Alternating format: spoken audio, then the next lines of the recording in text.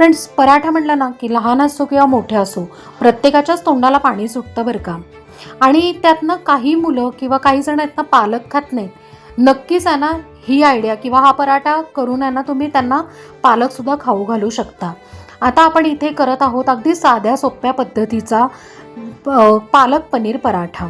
तर इथे आपण आहे ना, पहिली कणिक भिजवणार आहे. 2 बाऊल आपण गव्हाचं पीठ, थोडं बेसन, ओवा, चवीप्रमाणे मीठ, 1 चमचा तेल घालून आपण यांना सैलसर कणिक भिजवायची. इथे ना बेसिक ही टिप आहे बरं का.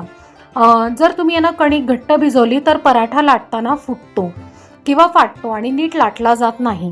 त्यानंतर आपण स्टफिंगसाठी इकडे ना 250 ग्रॅम म्हणजेच पावशेर पनीर छान यांना किसून घेतलं आहे. त्यात ना बारीक चिरलेली मिरची, बारीक चिरलेला लसूण, गरम मसाल्याच्या ऐवजी तुम्ही यांना पावभाजी मसाला वापरला तरी चालेल. त्यानंतर चवीप्रमाणे मीठ आणि 18 ते 20 पालकाची पानं स्वच्छ धुवून पुसून बारीक चिरून घेतलेली आहे.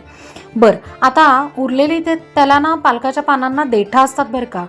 तर त्या देठांचं काय करायचं मी या व्हिडिओच्या शेवटी सांगते. आता नेहमीप्रमाणे आपण आहे ना, कणिक भिजलेलीच असते जोपर्यंत स्टफिंग होतं आहे तोपर्यंत. कणिक भिजली की एकदा परत मळून घ्यायची आणि नेहमीप्रमाणे स्टफिंग करून छान पराठा असा लाटून घ्यायचा.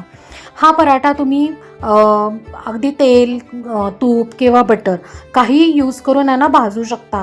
छान खमंग खुसखुशीत भाजायचा आणि अगदी छान मऊसुद्धा राहतो. त्यामुळे तुम्ही नक्कीच टिफिनमध्ये देऊ शकता. सकाळच्या नाश्त्याला, दुपारच्या जेवणाला कधीही तुम्ही खाऊ शकता बरं का. आणि आता तर आहे ना, उन्हाळ्याच्या सुट्ट्या चालू झालेल्या आहेत.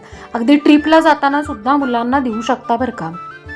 बरं, आता इथे आपण जाणून घेऊयात पालकाची जी देठं असतात ती आपण आहे ना, हा जो पराठा सर्व केलेला आहे त्याच्याबरोबर आहे ना, एक हिरवी चटणी दिलेली आहे. सो नेहमी आपण हिरवी चटणी, कोथिंबीर, पुदिना वापरतो ना, तर त्यातच ही देठं घालायची. कारण पौष्टिक असते, न्यूट्रिएंट्स भरपूर असतात आणि वाया जात नाही.